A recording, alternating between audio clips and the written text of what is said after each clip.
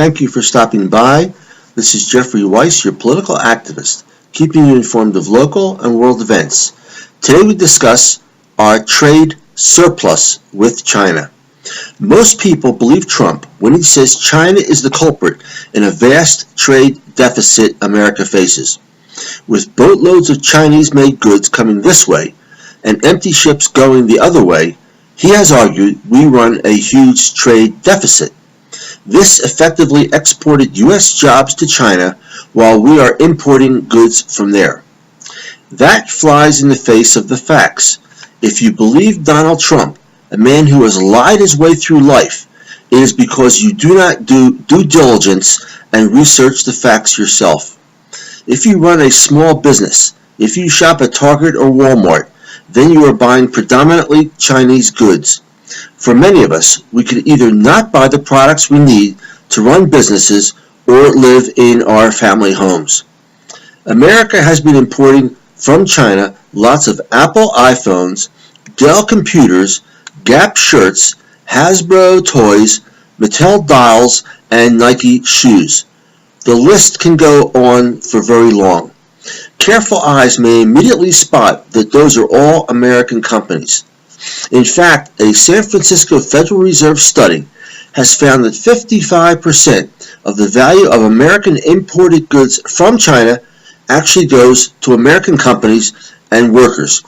In comparison, American companies and workers only capture 36% of the value added of the imports from all countries combined. Buying from China gives America a much better deal than buying from other countries in the world. Let's look at Apple iPhone as an example. In 2009, iPhones contributed about $2 billion, equivalent to 0.8% of the Sino-US bilateral trade deficit. One iPhone 3GS was sold for about $600. These phones were exclusively manufactured by Foxconn, a factory in southern China city called Shenzhen. To produce them, Foxconn had to import $10.75 worth of parts from American companies. The rest of the $172.46 components came from Korea, Japan, Germany, and elsewhere. Out of a $600 iPhone, how much does China get? A puny $6.50, or 1% of the value. Most of that $2 billion is, in fact, value captured by Apple and other American companies.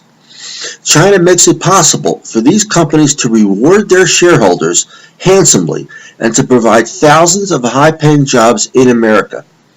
Yet our politicians, though they are likely to use Chinese-made Apple iPhones, blame China for stealing American jobs.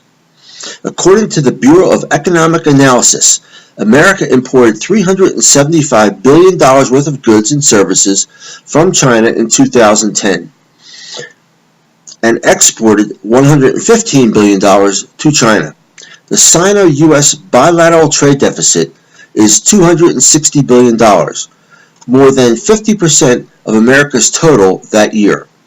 But if we calculate based on value-added contributions by the two countries, using the San Francisco Federal Reserve study, America actually has a trade surplus of $70 billion.